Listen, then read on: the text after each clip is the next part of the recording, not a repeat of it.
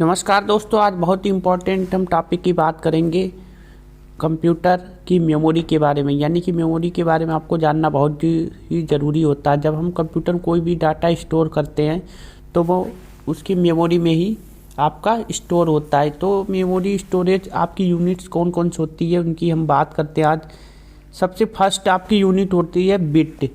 यानी कि कंप्यूटर हमारी भाषा को नहीं जानता है, वो सिर्फ आपके 0 और 1, क्या बोलते हैं उसको, 0 और 1, ये बाइनरी डिजिट होती हैं, बाइनरी डिजिट।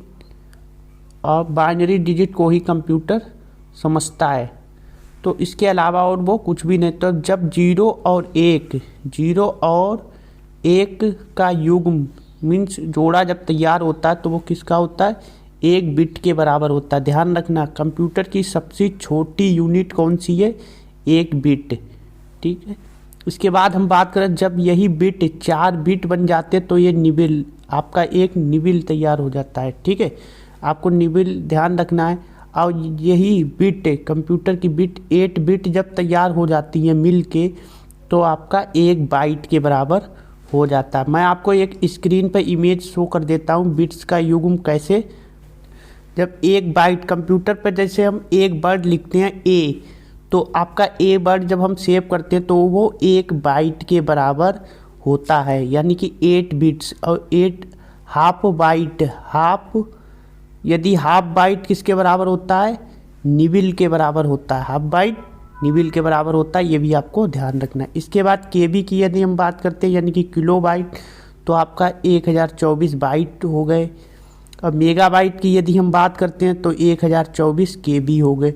तो इसी तरीके से 1024, इसी क्रम में आपको जीबी की हम बात करते हैं तो 1024 आपका एमबी। ठीक है, तो ये आपको ध्यान रखना है।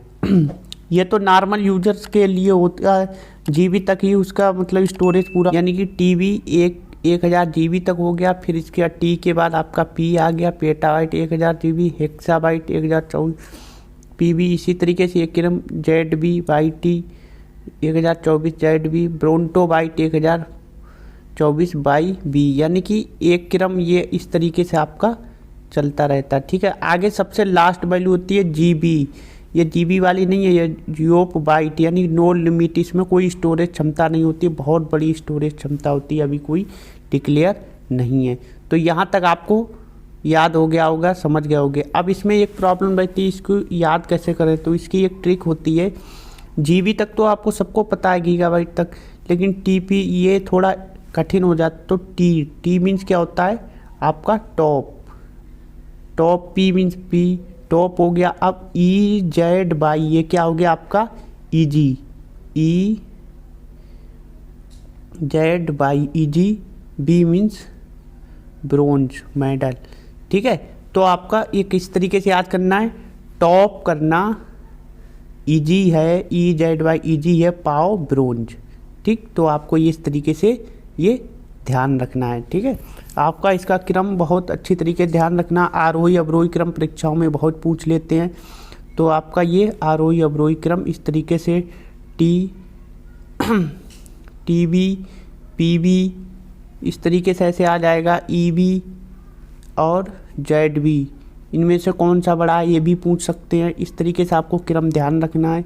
और इसके ऊपर क्या होता है, जीबी, ये आपका एमबी। ठीक है, तो ये आपने इस तरीके से ध्यान रखना। आई होप आपको समझ में आ गया होगा, आपको बहुत अच्छा लगा होगा ये वीडियो देख के। ठीक है, तो मिलते हैं अगले एक नेक्स्ट वीडियो में। तब तक के लिए देखते रहिए, सीखते रहिए और आगे बढ़ते रहिए। जय हिंद, जय भारत।